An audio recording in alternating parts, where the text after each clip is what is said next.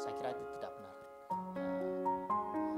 Kita harus siap siaga, tidak boleh menggampangkan bahwa kita bisa lepas dengan gampang dari misalnya bencana itu datang.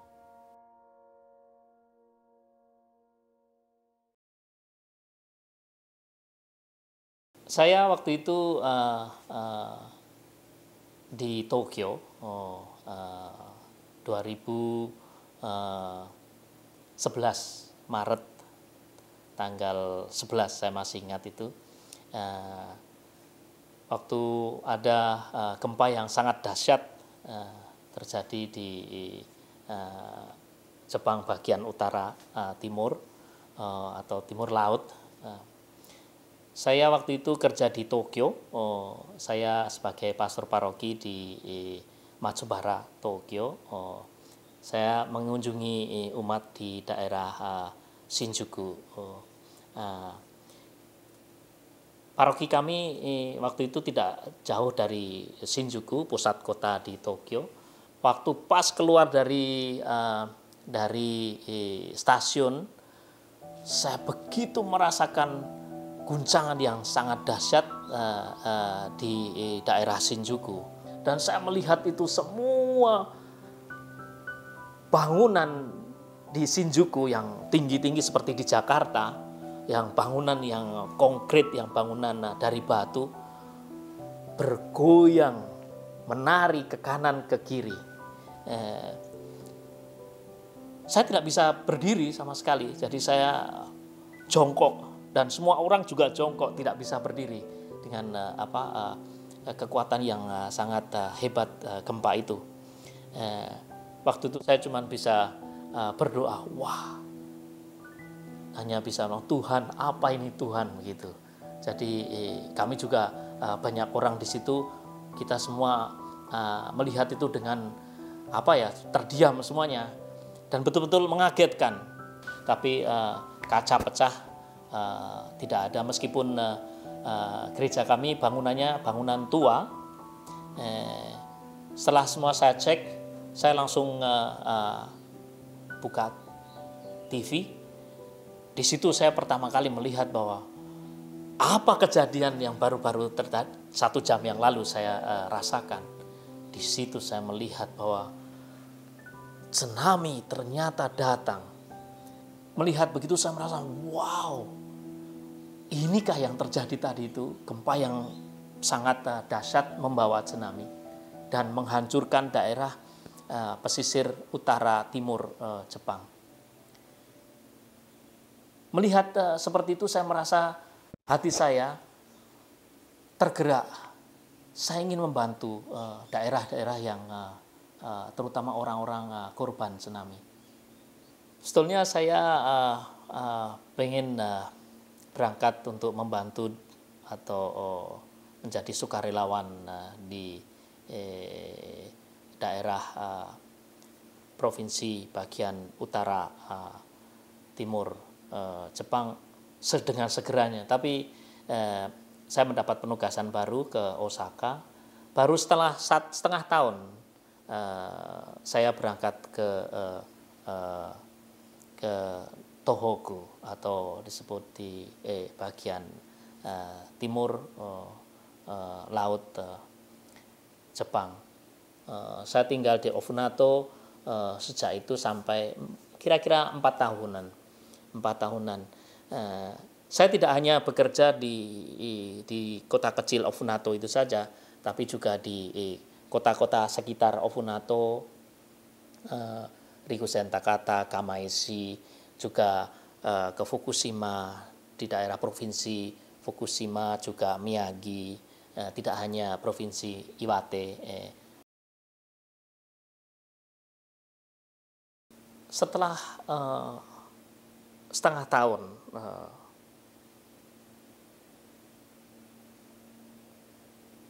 keadaan Ofunato masih waktu saya datang itu masih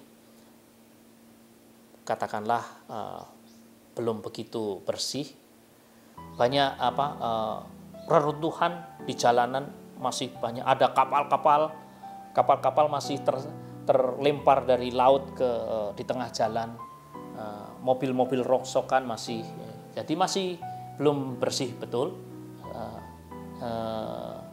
Memang di daerah yang terkena bencana itu, kena tsunami, banyak orang sudah tidak bisa lagi tinggal di tempat itu dan tidak boleh ditinggali lagi. Jadi mereka harus tinggal di tempat-tempat pengungsian.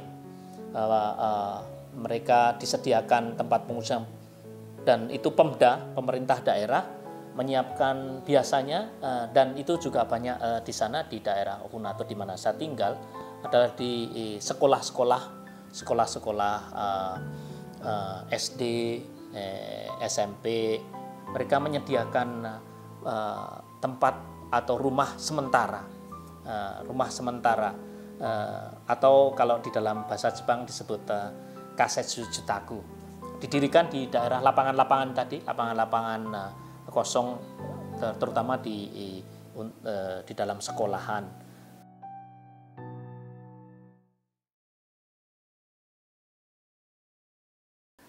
Hidup di rumah trailer itu bukanlah, atau hidup di tempat pengungsian itu bukan seperti kita pergi hari camping hari Sabtu Minggu, berkemah enak-enak bersama keluarga dan teman-teman.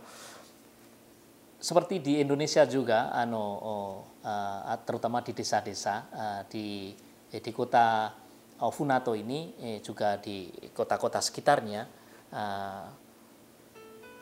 keluarga-keluarga, termasuk keluarga mereka punya keluarga besar. Dan sekarang mereka harus tinggal di rumah kecil, hanya kecil seperti itu saja, trailer itu saja untuk semuanya. Jadi mereka terpaksa harus dipisah. Itu salah satu hal yang membuat mereka juga hidup agak menjadi lain sebagai keluarga. Yang kedua, bahwa ini kamar atau katakanlah rumah sementara ini, temporary house atau kasetsu jutaku ini sempit bagi anak-anak terutama, atau mereka juga tidak bisa bermain dengan teman-temannya semaunya waktu mereka punya rumah atau halaman luas.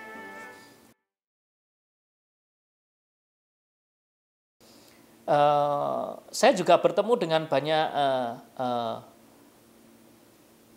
teman-teman kita, saudara-saudari kita dari negara lain, terutama banyak waktu itu saya datang yang tidak bisa pulang.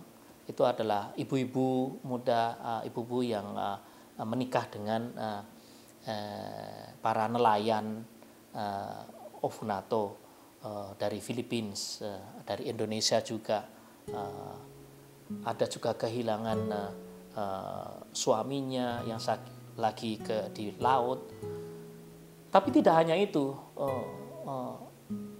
karena tidak bisa berkomunikasi dengan keluarganya di Philippines atau di Indonesia, cellphone tidak bisa, untuk telepon juga tidak ada, internet juga tidak bisa digunakan. Jadi mereka merasa semakin sedih dan merasakan traumanya itu karena sudah kena tsunami, keluarganya di Ofunato atau di Jepang juga kena bencana, dan mereka juga tidak bisa berkomunikasi dengan keluarganya. Jadi macam mereka punya double punch, bencana di dalam hati mereka. Sungguh sangat kasihan menurut saya. Setelah mendapatkan pengalaman yang sangat bagus di Ofunato, di daerah timur laut Jepang yang terdampak bencana cukup besar bersama dengan tsunami ini, saya bisa katakan bahwa ada beberapa hal yang kita patut pelajari, dan saya ingin ungkapkan ini juga bagi saudara-saudari kita supaya selalu siap siaga.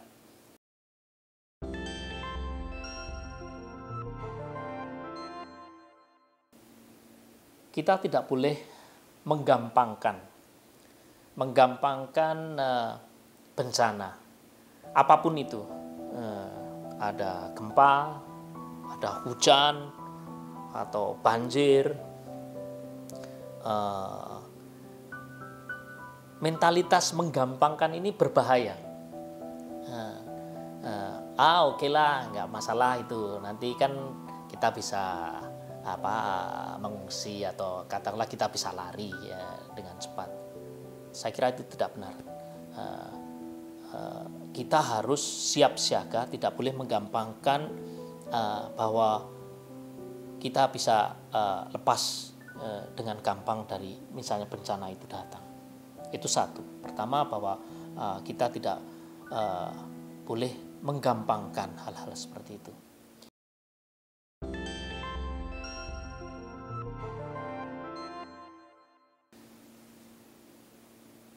Waktu saya di Ofunato dan ketemu dengan banyak ibu-ibu, terutama ibu-ibu, karena banyak ibu-ibu dan teman-teman dari Indonesia yang tinggal di sana, yang mengungkapkan kepada saya bahwa kesulitan itu ada beberapa hal. Satu adalah kurangnya informasi dalam bahasa mereka, misalnya bahasa Tagalog atau bahasa Inggris atau bahasa Indonesia. Kurangnya persiapan dari mereka sendiri, atau misalnya hal-hal penting yang perlu mereka siapkan, misalnya alat-alat apa yang perlu dibawa untuk pengungsian dan sebagainya. Saya kira ini hal yang penting bisa kita buat juga sekarang untuk pencegahan, apalagi sekarang dengan internet, dengan cellphone juga bisa kita lihat. Kita bisa mulai melihat atau mengumpulkan data yang benar tentang, atau informasi-informasi benar tentang hal-hal yang penting yang perlu di dalam menangani atau waktu kita mendapatkan bencana alam. Checklist apa hal-hal yang penting, saya kira sekarang bisa kita lihat di internet juga dalam bahasa-bahasa kita. Saya kira juga tidak hanya dari pemerintah daerah, tetapi polisi juga memberikan pengumuman dan hal-hal yang penting itu kepada kita semua, orang-orang asing yang tinggal di Jepang ini. Baik kalau itu kita bisa dapatkan dan kita simpan di rumah kita.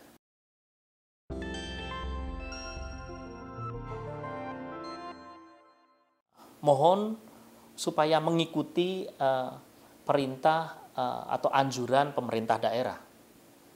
Misalnya segera mengungsi. Kadang kita orang asing ya di sini menggampangkan juga, nggak apa-apa lah, nanti sajalah gitu, santai-santai lah. Gitu. Tidak bisa, kita harus wajib mengikuti perintah.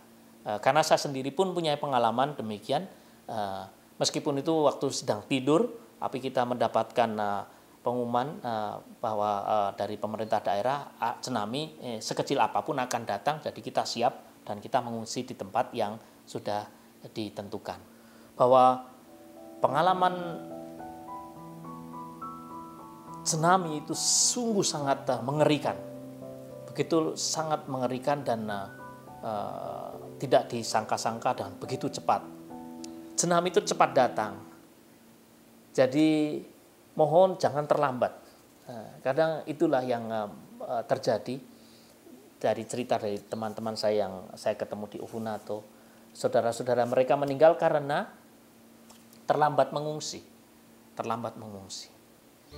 Yang juga saya pelajari di daerah tsunami di Ofunato itu adalah pemerintah daerah memberikan radio dipasang di rumah masing-masing. Saya kira waktu kita mendapatkan radio itu pasanglah dengan baik. Mereka akan memasangkan, tetapi selalu dicek supaya selalu on, dan volumenya selalu terdengar kalau ada pengumuman dari radio pemerintah itu.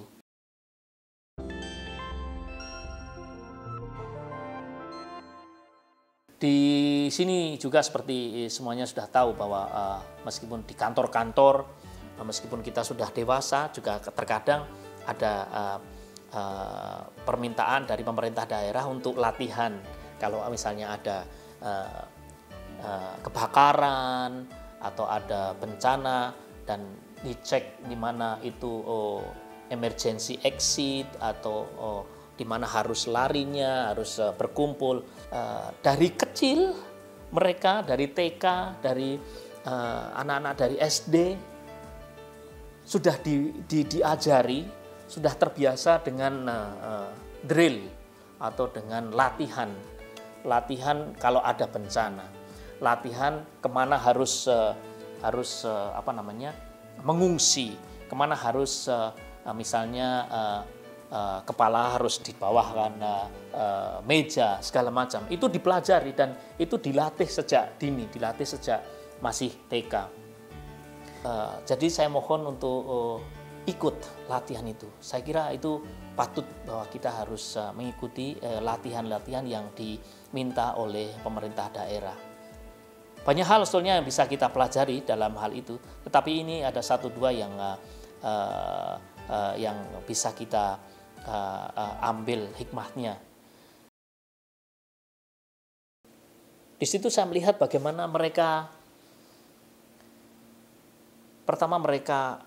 mengalami trauma yang tinggi karena pengalaman yang sangat mengguncangkan pertama kali dalam hidup mereka. Meskipun keluarga mereka hancur, mereka masih punya tanggung jawab keluarga di Indonesia atau di Filipina, tapi mereka bangkit, mereka kerja apapun mau untuk memulai hidup yang baru, hidup di ruangan sempit, kaset sustaku, kerja siang, kerja malam untuk mendapatkan hal yang lebih baik ke depannya. Mendapatkan bantuan dari Caritas Jepang waktu itu untuk memberikan edukasi atau pendidikan gratis supaya mereka ibu-ibu ini mendapatkan pekerjaan. Salah satunya untuk caregiver atau para pengasuh atau perawat supaya mereka bisa bekerja. Dan itu berhasil dan mereka sangat bersemangat untuk mendapat itu. Mereka belajar bahasa Jepang dan mereka juga saling membantu dengan satu dengan yang lain untuk berhasil mendapatkan izin supaya mereka bisa bekerja. Dan itu hal yang sangat-sangat mengharukan bahwa mereka mampu berbuat bersama yang lebih baik.